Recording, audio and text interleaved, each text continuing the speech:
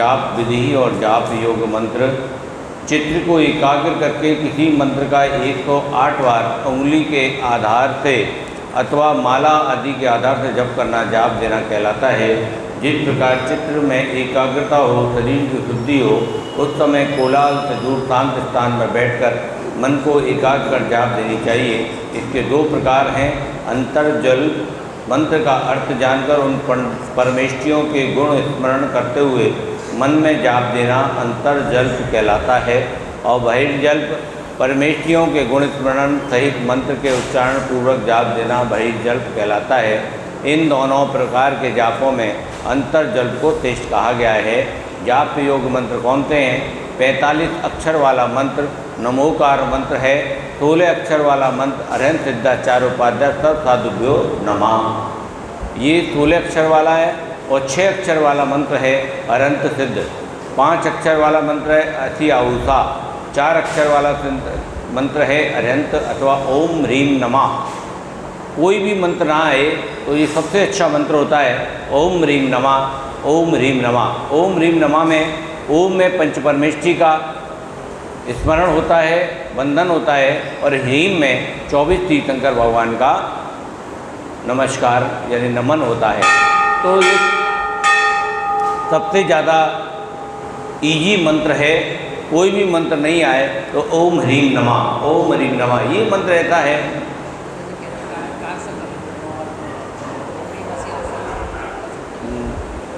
नमोगा मंत्र बोलो। काय स्वर्ग में तो काय को छोड़ दो, आत्मा में लीन होकर 9 बार नमोकार मंत्र। और 3 अक्षर वाला है ओम नमः, ओम नमः, ओम नमः, नमः सिद्धाणम, नमो सिद्धाणम, ओम ह्रीम।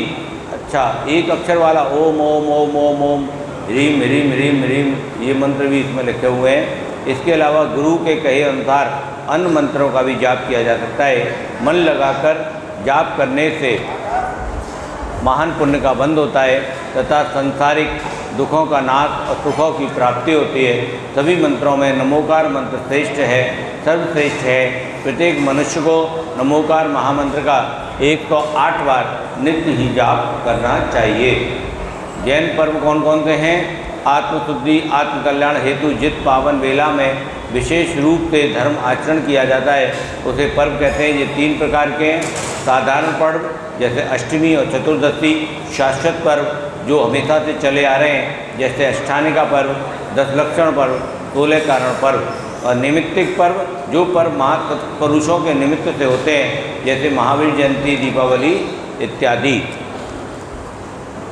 जैन मान्यता के अनुसार पर्व निम्न हैं, यानी साधारण पर्व में अष्टमी चतुर्दशी साधारण पर्व है।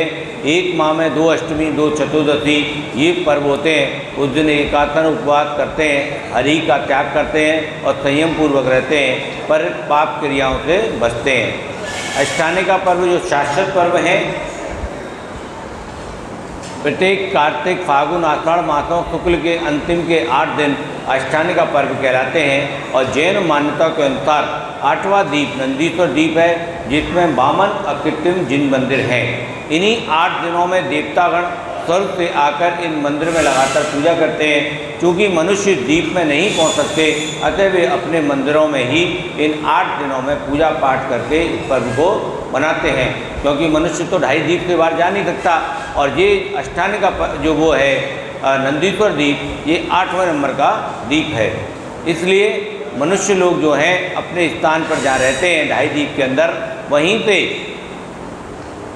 नंदीश्वर दीप में जो अकृत्रिम चैताले हैं उनकी पूजा करते हैं। सिद्ध चक्र प्रदान आदि विशेष आयोजन भी इस अवधि में प्राय किए जाते हैं। 10 लक्षण या पर्युषण पर्व ये वर्ष में 3 बार आते हैं। जैसे अष्टानिका पर्व वर्ष में 3 बार आते हैं, ऐसे ही 10 लक्षण पर्व भी वर्ष में 3 बार आते हैं। किंतु भाद्र शुक्ला पंचमी से 14 के 10 दिन में आने वाले 10 लक्षण पर्व का विशेष महत्व है।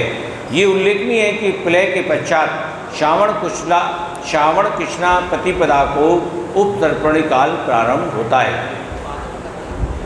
हाँ, ये बहुत इम्पोर्टेंट चीज़ है कि जैसे अब ये पंचम काल चल रहा है और पंचम काल के बाद ये पंचम काल में 18,500 साल रह गए हैं और उसके बाद 21,000 का छठवां काल आएगा। तो वो छठवां काल जब समाप्त हो जाएगा तो उसके बाद महाप्रलय आएगी और सब कुछ नष्ट हो जाएगा। 84 जोड़े उसमें करीब बचते हैं। उसके बाद जब वो दुनिया दोबारा से शुरू होगी तो वो श्रावण कृष्णा प्रतिपदा को शुरू होगी। श्रावण कृष्णा प्रतिपदा यानी 10 लक्षण पर्व होने के बाद तभी आता है मेरे ख्याल से। ये श्रावण कृष्णा प्रतिपदा पहला दिन जो होता है, वहीं से फिर उस सर्पणी काल शुरू होगा। फिर वापस से छठवां काल, पांचवा काल, चौथा काल, तीसरा काल, दूसरा काल, पहला काल, फिर वापस से ऐसे शुरू होगा। तो ये दिन बहुत महत्वपूर्ण है और जो भादों में जो 10 लक्षण पर्व आते हैं इसलिए इनका बहुत महत्व है। शुरू के 49 दिनों तक जल दूध धृत अमृत सुगंधित पदम आदि की सुखदायक वर्षा होती है, जिससे सर्वत्र शांति स्थापित होती है। जैसे जब महाप्रलय आ जाती है तो उसके बाद 49 दिनों तक जल बरसेगा, दूध बरसेगा, घी बरसेगा, अमृत बरसेगा, सुगंधित पवन होगी। उससे क्या है, वापस से वो शांति जमीन में आ जाएगी। और अगला दिन भाद्रपद शुक्ला पंचमी का दिन होता है। इसी कारण इस तिथि को ही पर्युषण पर्व प्रारंभ होता है। हाँ हाँ, बोल ले उसको, निकाल ले उसमें से। इन 10 दिनों में एक एक धर्म की प्रतिदिन पूजा की जाती है। रात्रि में एक एक धर्म के बारे में प्रतिदिन विद्वान के द्वारा व्याख्यान भी किया जाता है। इसे पर्युषण पर्व कहते हैं। क्षमावाणी पर्व 10 लक्षण पर्व की समाप्ति के बाद अश्वनी कृष्णा एकम को सभी लोग परस्पर मिलते हैं और गत वर्षों में अपने द्वारा की गई गलतियों को क्षमा याचना करते हैं। जो लोग व्यक्तिश मिल नहीं पाते वे फ़ोन से या मोबाइल से या पत्र द्वारा क्षमा याचना पर्व मनाते हैं। वास्तविक क्षमा की अपेक्षा हार्दिक क्षमा महत्वपूर्ण है। सच्चे हृदय से क्षमा याचना, क्षमा दान करना जैन सावक का एक बड़ा गुण है, जिससे दोनों पक्षों को अकथनीय लाभ होता है। अतः आवश्यकता इस बात की है कि इस पर्व को रस्मी तौर पर ना मनाकर सच्चे मन से मनाने का प्रयास करें, जिससे हमारा मन मुटाव है विशेष तौर पर उससे क्षमा याचना अवश्य करनी चाहिए। षोडश कारण पर्व चैत्र भादव और माह महीनों में पूरे 30 दिन का ये पर्व होता है। षोडश कारणों की पूजा की जाती है और व्रत किए जाते हैं। रत्नत्रय पर्व चैत्र भादव माह के अंतिम 3 दिन में रत्नत्रय की पूजा और व्रत आदि करके इस पर्व को बनाया जाता है। यानी चैत्र के महीने के आखिरी के 3 दिन और भादव के महीने के आखिरी के 3 दिन और माह के महीने के आखिरी के 3 दिन 13, 14 और 15 यानी मावक को रत्नत्रय की पूजा व्रत किया जाता है। नैमित्तिक पूजा होती है, जैसे दीपावली है, भगवान महावीर का निर्माण महोत्सव है, और इसके अलावा वीर निर्माण संवत है, महावीर जयंती है, वीर शासन जयंती है कि महावीर भगवान के केवल ज्ञान होने के 66 दिन पश्चात उनकी धर्म देशना प्रारंभ हुई तो उसको वीर शासन जयंती मानते हैं। शुद्ध पंचमी भगवान महावीर के मोक्ष गमन के बाद 643 वर्ष तक शुद्ध परंपरा चली, यानी कि सुनकर जो आचार्य होते थे वो अपने शिष्यों को सुनाते थे, वो फिर अपने शिष्यों को सुनाते थे, तो उनको याद रहता था। लिखित में कोई भी छात्र नहीं होते थे, तो ये 683 वर्ष तक शुद्ध परंपरा चली। इस समय तक शुद्ध को लिपिबद्ध करने का कार्य प्रारंभ नहीं हुआ था। ईस्वी सन की 2वीं शताब्दी में गिरनार पर्वत की चंद्र गुफा में तपस्यारत आचार्य धनसेन स्वामी अपनी अल्प आयु जानकर शुद्ध विच्छेद के भय से चिंतित हुए। धनसेन महाराज जो थे उनको चिंता हुई कि भाई अब आगे जाके जब लोगों की जो मेमोरी पावर है वो कमज़ोर हो जाएगी तो लोग उसको भूल जाएंगे, तो वो चिंतित हुए और उन्होंने उस पर मुनियों की स्मरण शक्ति क्षीण होने लग गई थी। जो मुनियों को जो बोलते थे याद नहीं रहता था क्योंकि काल का प्रभाव था। अतः उन्होंने महिमानगर जिला सतारा महाराष्ट्र में चल रहे साधुओं के सम्मेलन के आचार्य अरहत बली को पत्र भेजकर अपनी चिंता से अवगत कराते हुए 2 योग मुनियों को भेजने का अनुरोध किया। तो उन्होंने ये अनुरोध किया, वहाँ बहुत बड़ा सम्मेलन चल रहा था मुनि महाराजों का, तो वहाँ जो आचार्य थे उस समय ये ज़्यादा गुटबंदी नहीं होती थी, मतलब पंथवाद नहीं होता था।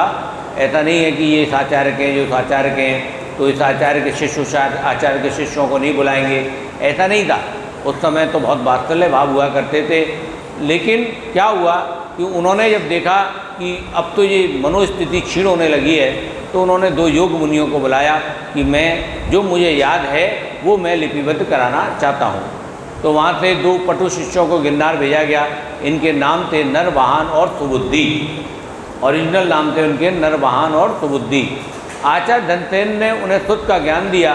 जो आषाढ़ शुक्ला 11 को पूर्ण हुआ, भूतजन ने रात्रि को नरवाहन मुनि की बलि विधि की और सुबुद्धि मुनि के 4 दांतों को सुंदर बना दिया। अतः इन दोनों के मुनियों के नाम भूतबली और पुष्पदंत प्रसिद्ध हुए। हाँ, इनके ओरिजिनल नाम तो नरवाहन और सुबुद्धि थे, लेकिन भूतजन ने रात्रि को नरवाहन मुनि की बलि पूजा करी। जो भूत जो होते हैं भयंकर थे, भूत जाति के, उन्होंने इनकी पूजा करी और सुबुद्धि मुनि के 4 दांतों को सुंदर बना दिया, तो इनका नाम पुष्पदंत पड़ गया। आचार्य धनसेन ने अपना अंत समय जानकर दोनों शिष्यों को विहार करने का आदेश दिया, ताकि वे आचार्य की वेवती में समय ना लगाकर सुत में रचना कर सकें। दोनों मुनि गुरु के आदेश गिरनार से प्रस्थान कर अंकलेश्वर पहुँचे और वहाँ चतुर्मास किया। दोनों ने गुरु के द्वारा दिए गए ज्ञान को लिपिबद्ध किया, जो 6 खंडों में होने के कारण षटखंडागम कहलाया गया। षटखंडागम ग्रंथ की रचना हुई, जो आप देखते हैं सबसे श्रेष्ठ ग्रंथ और प्रथम ग्रंथ माना जाता है जैन धर्म का। इसे प्रथम श्रुतस्कंद कहा गया। पहले खंड उनका शरीरांत होने के कारण शेष 5 खंड आचार्य भूतबली और के द्वारा बनाए गए। आचार्य भूतबली ने इसकी रचना अंकलेश्वर में पूर्ण की। तारपत्र पर प्राकृत भाषा में रचित इन ग्रंथ की चतुर्विध संघ तथा देवों ने सन 156 ईस्वी में ज्येष्ठ शुक्ला पंचमी को पूजन की। इसी कारण जैनों में ये तिथि सुत पंचमी के नाम से बनाई जाती है। ये रोज़ शास्त्रों की पूजा की जाती है, जिनवाड़ा की यात्रा भी निकाली जाती है, शास्त्रों की सफाई भी की जाती है, उन्हें नए कपड़ों में बांधकर सुरक्षित रखा जाता है। और एक है अक्षय तृतीया का दिन, जब आदिनाथ भगवान का 6 महीने बाद आहार हुआ, और रक्षाबंधन पर्व जब सातवा मुनराज पर उपसर्ग हुआ और उनके उपसर्ग को दूर किया गया। इस तरह ये जैन धर्म के पर्व माने जाते हैं। हमें केवल यही पर्व बनाने चाहिए, इनके अलावा और किसी भी पर्व को बनाना मिथ्या की श्रेणी में आता है। जितने भी और भी बहुत सारे पर्व हैं, ऐरे गहरे नट्टू गहरे, जो दुकानों को चलाने के लिए बना दिए गए हैं, उन पर्व से हमें बचना चाहिए। हमारे पर्व केवल यही पर्व हैं, और इन पर्व को बनाने से शास्त्र पुण्य की प्राप्ति होती है। बोले शांतिनाथ भगवान की या वाणी के ज्ञान पे तू जय लोकालोक वाणी मत करू सदा दे तूडो।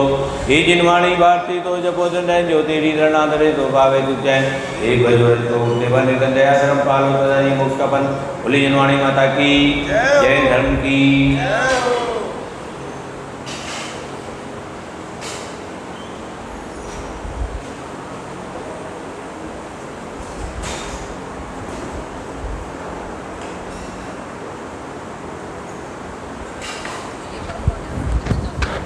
कौन सी? हाँ, बता रहे थे कि वो 16 साल मंगलाचरण पढ़ते तो